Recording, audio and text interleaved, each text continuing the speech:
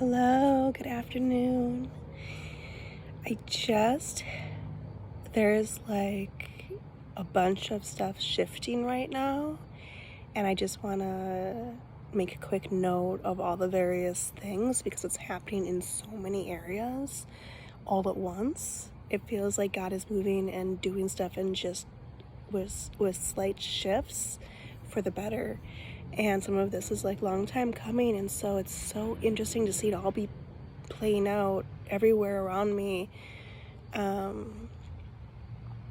in just subtle ways this like week, or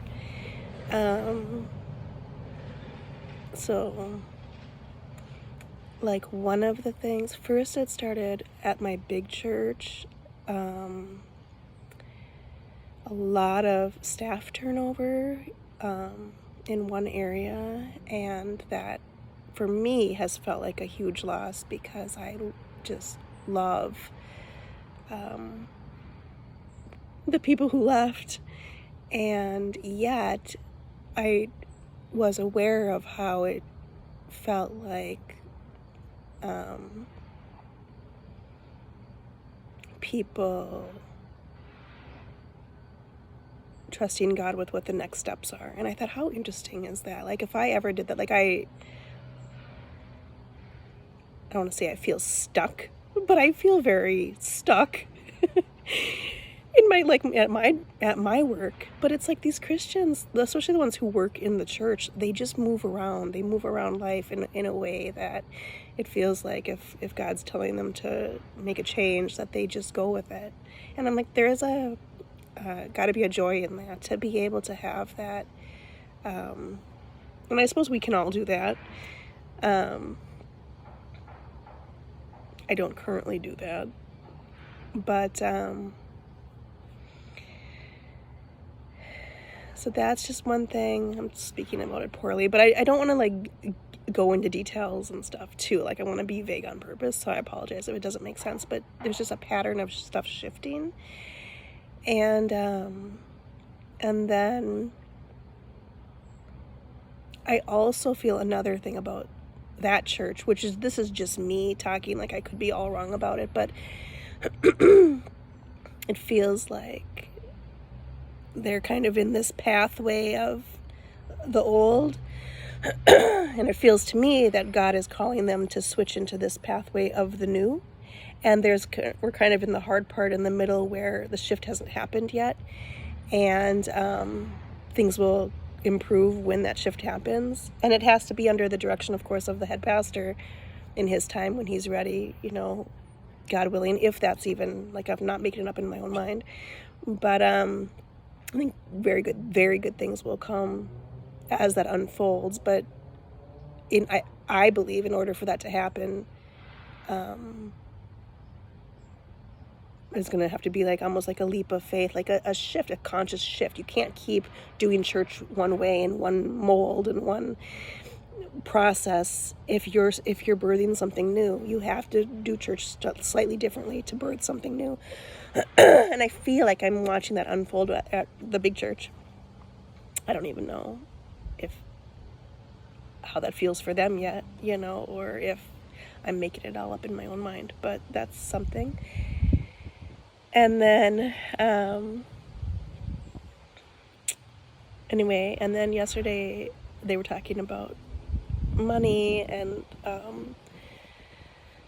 tithing and stuff, which is always a sensitive subject for me because I cut my budget so down that I never have extra money to give away, and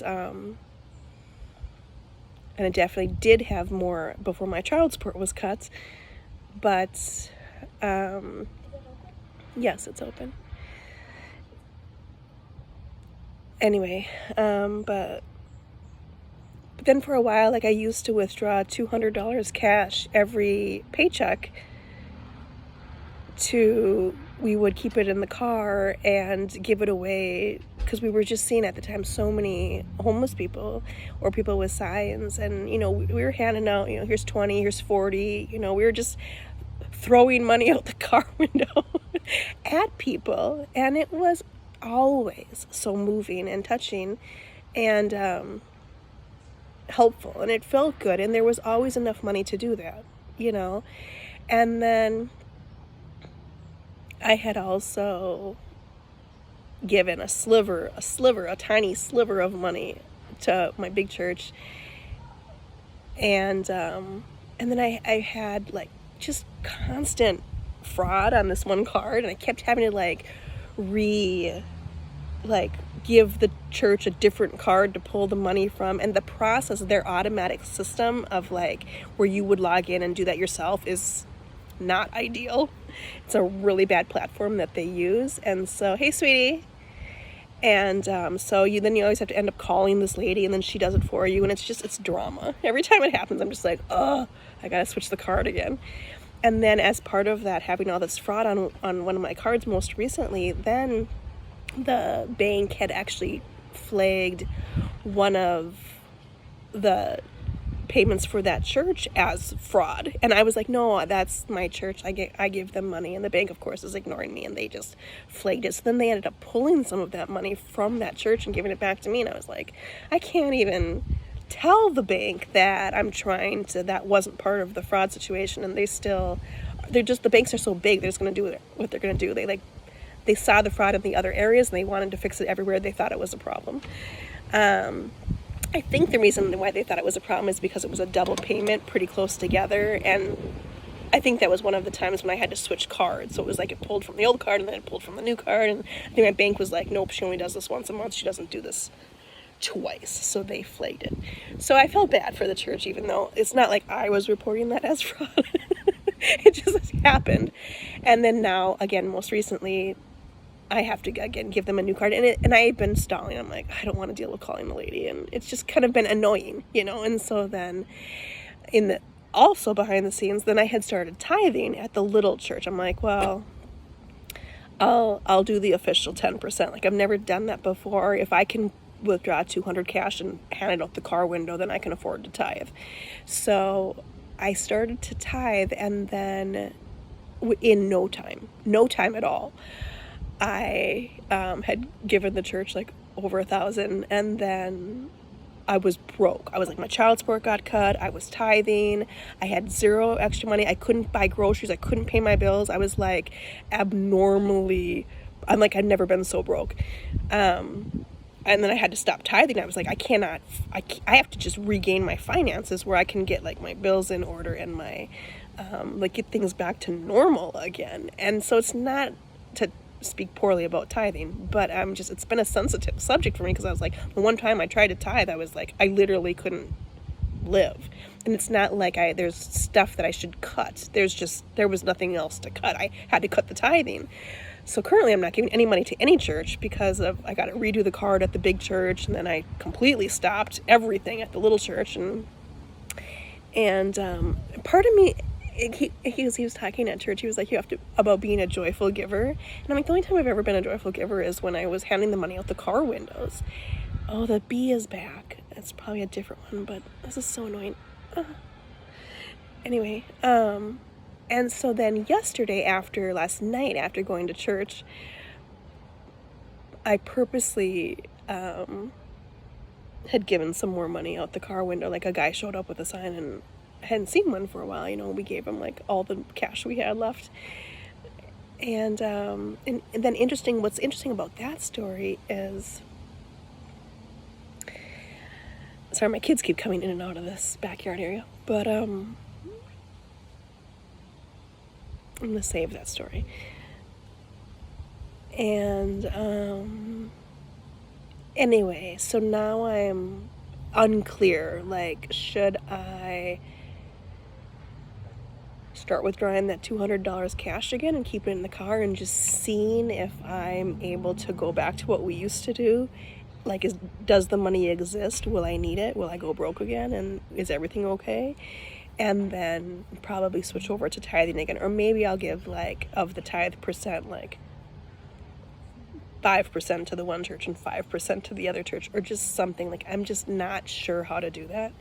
But there's a story that I want to say right now. I think my son is over here, so I don't want to say it yet. But Anyway, and then at the littler church,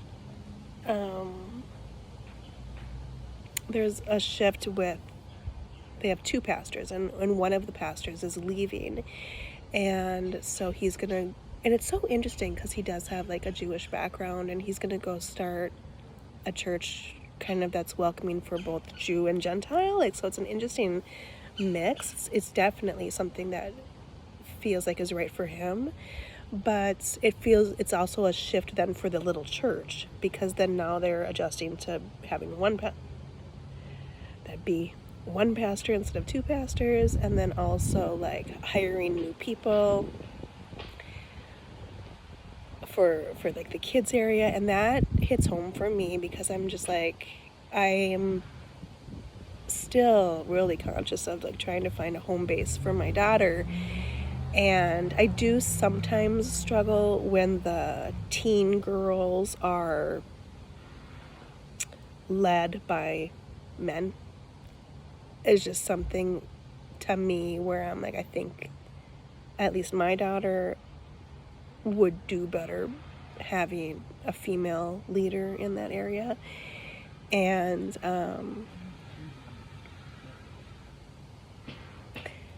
both the kids are outside.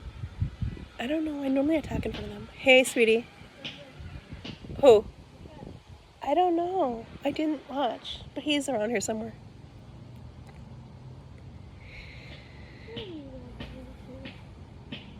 I heard a noise in those bushes. But anyway, so I'm not sure. Like, I just want to pray, like, who are they going to hire? And I hope that person is a good fit where maybe I can be comfortable bringing my daughter back to the little church, and like, I hope that flourishes for that little church so that it grows and it can be a place for my daughter.